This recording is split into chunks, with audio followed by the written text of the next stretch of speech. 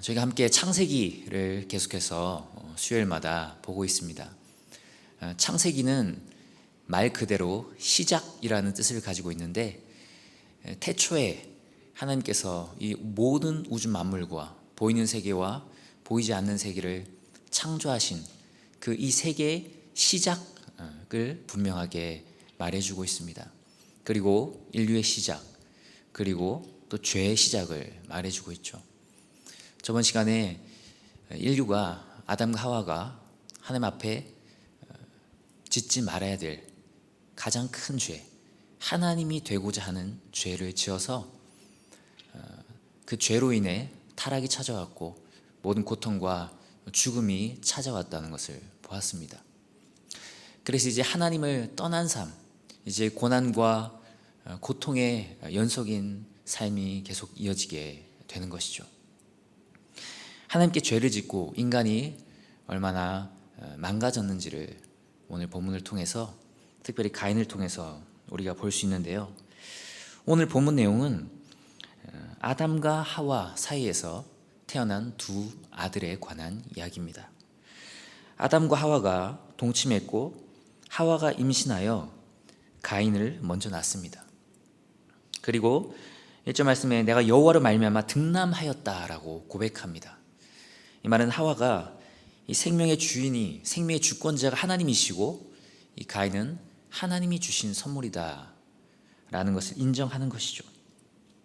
그렇게 가인을 낳고 또 가인의 아우 아벨을 낳습니다.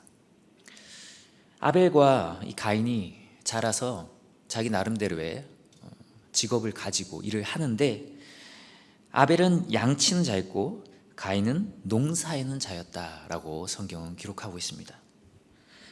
그렇게 열심히 아벨은 양을 쳤고 가인은 농사를 했는데, 결국에는 소산물이 나오지 않습니까? 양은 양이 새끼를 낳고 또 농사를 지으면은 그 농산물이 나오죠. 결국 하나님 앞에 나와서 이제 제물을 가지고 하나님 앞에 제사를 드리는데, 둘 다 제사를 드리는데 하나님이 아벨의 제사는 받으시지만 가인의 제사는 받지 않으십니다. 3절 말씀에 세월이 지난 후에 가인은 땅의 소산으로 제물을 삼아 여호와께 드렸고 아벨은 자기도 양의 첫 새끼와 그 기름으로 드렸더니 여호와께서 아벨과 그의 제물은 받으셨으나 가인과 그의 제물은 받지 아니하신지라 라고 기록하고 있습니다. 여기 보면 제물의 차이가 있죠. 아벨은 양의 첫 새끼와 그 기름으로 드렸지만 가인은 땅의 소산으로 드렸습니다. 땅의 소산은 이제 농산물을 얘기하는 거겠죠. 그래서 어떤 사람들은 제물의 차이 때문에 하나님이 하나는 받고 하나는 받지 않으셨다라고 주장하기도 합니다. 아벨은 양으로 하나님께 동물로 제사를 드렸지만 가인은 곡식으로 드렸기 때문에 하나님이 받지 않으셨다라고 말하는 거죠. 우리가 사람 같으면 그렇게 생각할 수 있을 겁니다. 양은 굉장히 고급진 고기고 농산물은 탄수화물이니까, 아니 이런 탄수화물 따위를 나한테 가져왔냐 이러면서 이제 안 받을 수도 있겠지만, 하나님은 그렇지 않죠. 하나님이 뭐가 모자라신 분이 아니지 않습니까? 그리고 레위기를 보면 이 제사가 동물 제사만 있던 것이 아니라 소제라고 해서 곡물로 드리는 공식적인 제사가 있었습니다. 하나님이 동물이라고 받으시고 곡식이라고 받지 않으시는 분이 아니라는 걸 성경이 말하고 있는 거죠. 분명히 제물의 차이가 있었지만 이 제물의 차이 때문에 하나님이 받고 안 받고 했다는 것은 아니라는 겁니다. 그럼 도대체 하나님은 왜 아벨의 제사는 받으셨지만 가인의 제사는 받지 않으셨을까요? 먼저 우리가 주목해야 될 것은 예배 드리는 자의 하나님을 향한 태도와 마음입니다. 태도와 마음. 사실 분명하게 그리고 풍성하게 그 이유에 대해서 성경이 말해주고 있지는 않습니다. 그래서 우리는 성경에 있는 것을 근거로 해서 알긴 알아야 되지만 아주 자세하게 성경을 봐야지만 그것을 캐치할 수 있는 거죠. 3절 말씀을 보면 가인이 제물을 드릴 때 그냥 땅의 소산으로 제물을 삼아 여호와께 드렸다. 땅의 소산으로 드렸다라고만 나와 있습니다. 그런데 아벨은 그냥 가축으로 드렸다, 양으로 드렸다라고 표현하지 않고 양의 첫 새끼와 그 기름이라고 표현하고 있습니다. 양의 첫 새끼와 그 기름. 첫 새끼와 그 기름이라는 표현은 최상품, 가장 좋은 것이라는 의미를 담고 있습니다. 우리나라 문화에서도 이렇게 여러 명이 같이 식사를 할 때 뭐 요즘엔 또 문화가 많이 바뀌었지만 그래도 아버님에게 제일 좋은 거 드리고, 그리고 그것이 뭐 회사라면 그 중에 사장님에게 제일 먼저 음식을 떠서 드리지 않습니까? 처음 것을 드린다라는 의미는 가장 좋은 것이라는 의미를 가지고 있거든요. 가장 좋은 것으로 하나님께 드렸다라는 의미가 양의 첫 새끼와 그 기름이라는 말 속에 내포되어 있는 겁니다. 가인은 그냥 땅의 소산이지만 아벨은 양의 첫 새끼와 그 기름, 자기가 기른 그 양 중에서도 가장 귀하고 좋은 것으로 하나님 앞에 드렸다라는 말이죠. 거기서 벌써 예배 드리는, 제사를 드리는 이 예배자의 태도와 마음을 볼 수 있습니다. 우리가 성경을 보면 그 예배를 드리는 예배자의 태도와 그 마음 때문에 하나님이 그 예배를 받지 않으시는, 그 제사를 받지 않으시는 모습을 여러 군데서 볼 수 있습니다. 특별히 몇 가지를 보면 나답과 아비후 사건을 볼 수 있어요. 레위기 10장 1절 2절 그리고 3절 4절 쭉 나오는데, 나답과 아비후는 하나님께서 세우신 첫 제사장이자 대제사장인 아론의 첫째 아들, 둘째 아들이었습니다. 너무나도 중요한 직분을 가졌고 대제사장을 이어받아야 될 인물들이었죠. 하나님 앞에 가장 거룩한 마음으로 준비하여 하나님께 제사를 드려야 될 가장 선별되고도 구별된 사람들이었습니다. 그런데 엄청난 일이 일어나죠. 이 아론의 아들 나답과 아비후가 각기 향로를 가져다가 여호와께서 명령하시지 아니하신 다른 불을 담아 여호와 앞에 분향하였더니 라는 구절이 레위기 10장 1절을 보면 나와요. 분향을 할 때, 성수에 들어가서 분향을 할 때 그 어떤 불로, 어떤 재료로 만들어서, 그래서 어떤 불로 불태워서 하나님 앞에 드려야 되는지 아주 상세하게 하나님이 다 알려주셨어요. 우리가 사실 레위기를 읽다가 좀 지치는 이유는 무엇입니까? 뭔가 의미는 잘 모르겠는데 자꾸 뭐 자색실, 홍색실, 가늘게 꼰 배실, 그 다음에 뭐는 몇 규빗으로 만들고, 뭐는 금으로 만들고, 은으로 만들고, 동으로 만들고, 이런 것들이 계속해서 반복되니까 이게 좀 사실 좀 지치잖아요, 읽다가. 근데 사실 그런 거 하나하나에 의미가 있거든요. 그걸 정확한 치수와 정확한 재료로 만들어서 하나님 앞에 드려야지 하나님께서 받으시지, 자기 마음대로 좀 더 긴 게 낫겠는데, 좀 더 짧은 게 낫겠는데, 빨간색보단 파란색이 낫겠는데, 그리고 자기 취향대로 만들면 그 성소도, 그리고 성소에 드린 제사장도 하나님께서 받지 않으시는 거죠. 성소에서 분향할 때 드리는 그 불은 하나님이 명하신 불, 사람의 불이 아니라 하나님이 명하신 그 불로 하나님께 제사를 드렸어야 했는데, 나답과 아비후는 다른 불을 담아 여호와 앞에 분향했다라고 기록하고 있습니다. 나답과 아비후의 그 예배의 태도를 볼 수 있는 거죠. 그냥 뭐 불이 다 똑같은 불이지, 그냥 뭐 이 불이나 저 불이나 그냥 대충 드렸던 것 같아요. 그게 뭐 크게 잘못된 일이라고 생각하지 않았던 것 같아요. 예배를 가볍게 여긴 거죠. 하나님의 말씀을 무겁게 생각하지 않은 겁니다. 좀 더 가볍게 생각한 거죠. 하나님의 말씀을 가볍게 생각했고 예배를 가볍게 생각했지만 그 결과는 무거웠습니다. 불이 여호와 앞에서 나와 그들을 삼키매 그들이 여호와 앞에서 죽은지라. 아론의 이 두 아들은 엄청난 위치였어요. 200만 명이 되는 이스라엘 백성 중에 단 한 명만, 모세도 들어갈 수 없는 그 지성소에 들어갈 수 있는 중보자 예수 그리스도를 예표하고 있는 단 한 명, 그 한 명이 대제사장이었거든요. 근데 앞으로 그 대제사장이 될 그 사람이었는데 불구하고 하나님께서 가차없이 불을 내서 삼켜서 그 자리에서 불태워 직사시켜 버리십니다. 하나님을 향한 예배의 그 태도와 마음이 얼마나 중요한지를 보여주는 거죠. 사무엘하 6장에 보면 여러분 우리가 잘 알고 있는 또 우사 사건도 비슷한 맥락에서 우리는 볼 수 있습니다.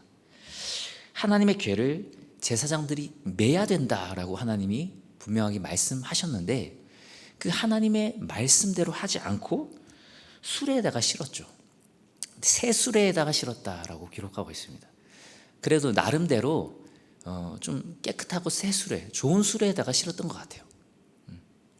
그러나 하나님이 명하신 대로 한 것이 아니었죠. 그것은 유진 피터슨이 잘 얘기했듯이 우사가 그냥 그날 여호와의 궤를 만져서 당장 죽었다기보다는 평소에 하나님의 말씀을 그 궤를 모시는 그 태도, 그 마음이 어땠는가라는 것을 보여준다라고 하지 않았습니까? 하나님을 향한 그 예배자의 태도와 마음이 정말 하나님의 말씀대로 해야겠다는 그런 간절한 순종하는 마음을 가지고 하나님께 드릴 때 하나님께서 그 예배를 기뻐 받으신다는 거죠. 우리의 최고의 것으로 정말로 하나님 기뻐 받으시기 원하는 마음으로 가장 좋은 것으로 온 마음을 다해서 준비한 예배를 하나님께 드릴 때 하나님은 그 예배를 받으실 줄 믿습니다. 오늘 말씀 4장 5절에 보면 가인과 그 제물은 받지 아니하신지라. 가인이 몹시 분하여 안색이 변했다라고 말하고 있습니다. 안색이 변했다. 이것은 가인의 모습이 어떤지 우리가 이 본문을 통해서 알 수 있는 거죠.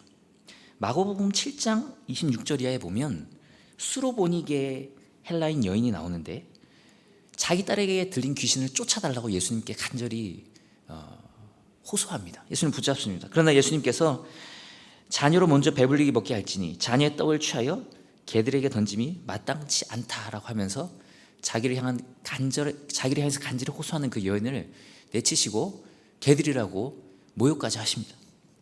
그럼에도 불구하고 이 여인은 포기하지 않고 예수님 말이 맞습니다. 그러나 상 아래 개들도 아이들이 먹던 부스러기, 그 주인의 부스러기라도 먹습니다. 주님, 그 부스러기라도 좀 허락해 주세요 라는 그런 겸손하고 간절한 마음으로 주님께 나아갈 때 예수님께서 귀신 들린 그 딸을 고쳐 주십니다. 그런데 가인은 전혀 자신의 마음을 돌이킬 생각이 없습니다. 몹시 분하여 안색이 변했다라고 합니다. 가인의 태도가 어떤지를 우린 볼 수 있습니다. 바로 여기서 우리는 두 번째 중요한 부분을 캐치할 수 있는데 예배 드리는 자의 평소의 모습을 우리는 볼 수 있습니다. 평소의 모습. 다른 말로 하면 삶의 예배라고 할 수 있을 것 같아요. 삶의 예배. 오늘 말씀 7절을 보면 하나님은 가인이 선을 행하지 않는다라고 표현하고 있습니다. 네가 선을 행했다면 왜 낯을 들지 못하겠느냐. 선을 행하지 않았다. 그러니까 죄를 지었다. 악을 행했다라는 말이죠. 가인의 평소의 태도, 평소의 삶이 어땠는지를 짐작할 수 있습니다. 그리고 오늘 본문 말씀은 아니지만 바로 다음 구절들을 보면 가인이 화가 나서 동생 아벨을 부르고 아벨을 쳐 죽입니다. 그리고 하나님께 난 모르겠다라고 거짓말까지 하죠. 바로 동생을 쳐 죽이는 그 가인의 모습을 통해서 우리는 가인이 어떤 사람인지를 짐작할 수 있는 거죠.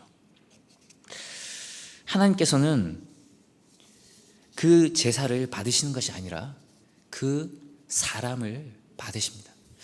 오늘 놀랍게도 하나님께서 4장 4절을 보면 아벨과 그의 제물은 받으셨으나 가인과 그의 제물은 받지 아니하신지라.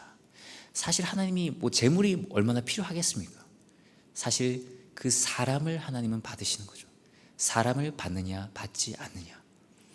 가인이 하나님이 받을 만한 삶을 살지 않았다라는 것을 보여주는 것입니다.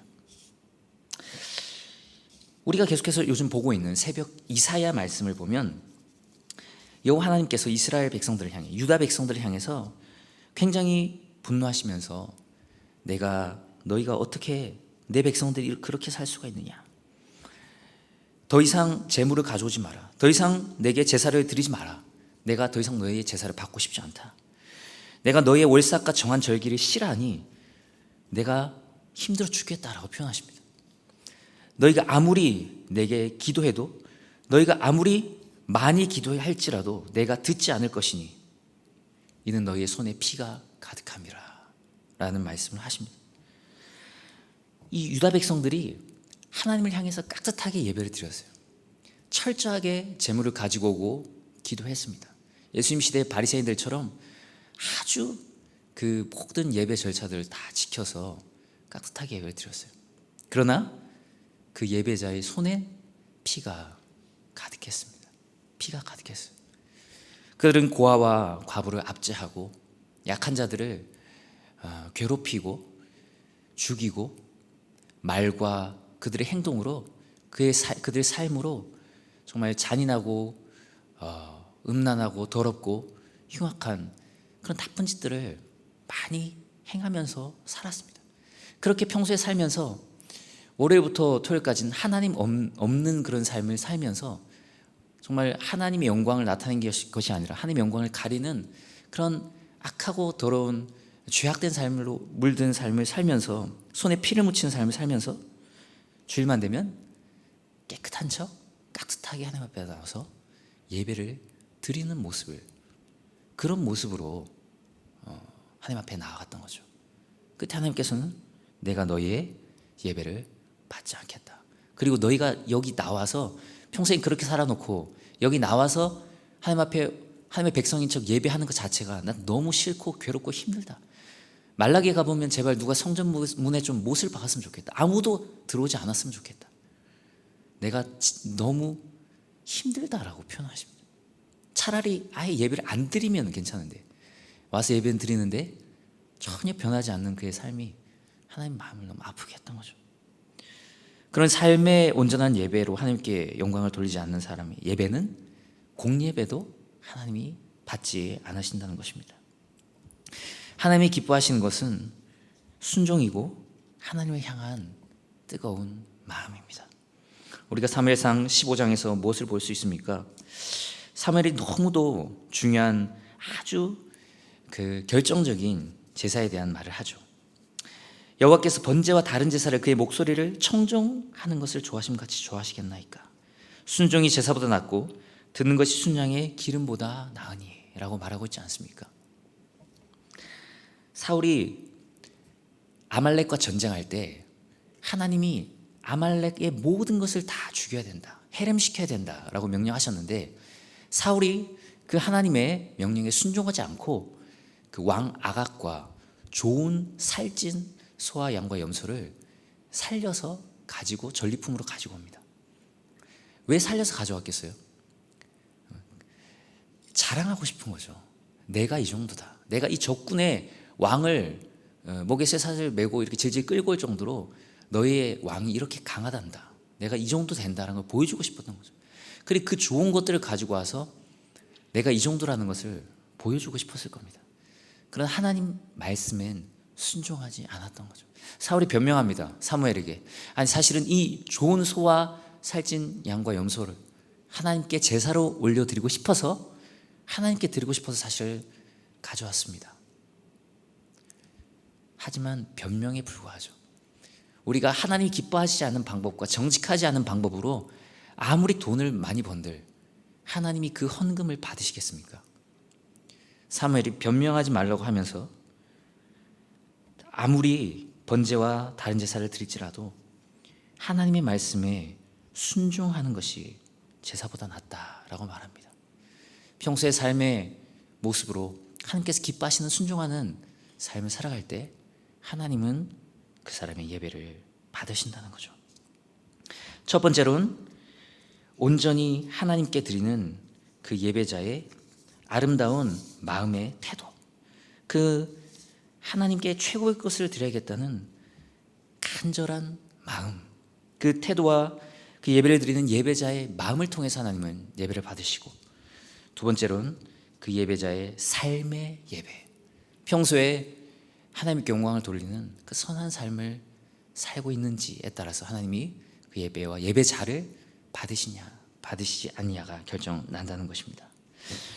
삶의 예배와 공예배의 태도와 마음, 이 모든 것들을 하나로 묶는다면 믿음의 예배라고 할 수 있을 것 같아요.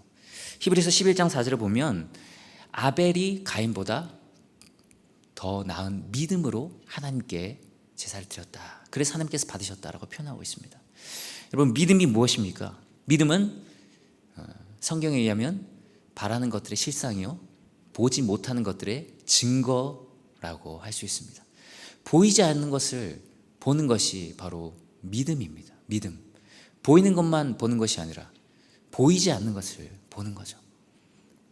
아벨은 보이지 않는 하나님을 봤습니다. 그리고 보이지 않았지만 예수 그리스도를 통해서 하나님께서 자기를 구원하실 것이고 결국에는 죄악과 영원한 죽음에서 자기를 회복하실 그날을 기대하며 바라봤습니다. 모든 믿음의 선진들이 자기 때 눈으로 보지 못했지만 믿음의 눈으로 바라보고 이 땅을 나그네와 같은 삶으로 살아갔다라고 성경은 표현하고 있습니다. 우리가 정말 코람데오라는 말이 있죠. 하나님의 면전 앞에서 우리가 정말 살아계신 하나님, 그분이 살아계신다는 것을 믿는다면, 그분이 온 우주의 창조주시라는 걸 믿는다면, 그리고 그분이 우리를 바라보고 있다는 것을 믿는다면, 그분이 우리를 회복시켜 주실 것이라는 걸 믿는다면 우리의 예배의 태도가 달라질 수밖에 없지 않을까요? 우리가 대충 예배 드릴 수 있겠습니까? 대충 졸면서 대충 딴 생각하면서 대충 헌금하고 대충 찬양하고 그냥 대충 눈도장 찍고 가는 그런 예배 드릴 수 있겠습니까? 그럴 수 없겠죠. 정말 간절한 예배예요. 하나님께 최고의 것을 드리며 우리의 온 마음과 나의 모든 것을 드리며 하나님 나를 받으옵소서라는 간절한 마음으로 드리게 될 것입니다. 그리고 하나님이 살아계시며 하나님 면전 앞에서 살아간다면 우리가 삶의 예배도 함부로 드릴 수 없을 것입니다. 우리가 예배는 철저하게 드리면서 밖에 나가서 드리는 삶의 예배, 그 속에서 온갖 더러운 말과 행동으로 손에 피를 묻히며 살아간다면 사실 그 사람은 일주일에 한 번만 하나님이 살아계시고 나머지 6일은 하나님이 살아계시다라는 것을 인정하지 않는 믿음 없는 삶을 살아가고 있는 것일 것입니다. 우리가 정말 하나님이 살아계시다는 것을 믿는다면, 그리고 정말 그분이 우리를 사랑한다는 것을 믿는다면 우리는 막 살아갈 수 없습니다. 그러나 단지 그것이 경찰이 우리를 지켜보고 우리를 감시한다는 의미에서 막 살아갈 수 없다는 것만은 아닙니다. 우리를 너무 사랑해서 예수 그리스도를 십자가에 내어주시기까지 우리를 구원하신 그 큰 사랑의 하나님, 그 하나님을 사랑하는 마음으로 살아가게 될 것입니다.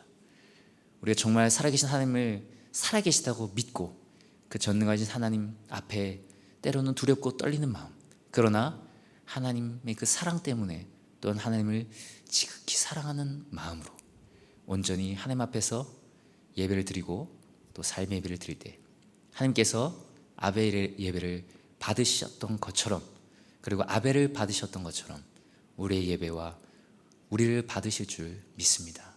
그렇게 하나님께서 받으시는 예배자 우리 모두 다 되기를 간절히 소망합니다. 우리 찬양하고 함께 기도하시겠습니다.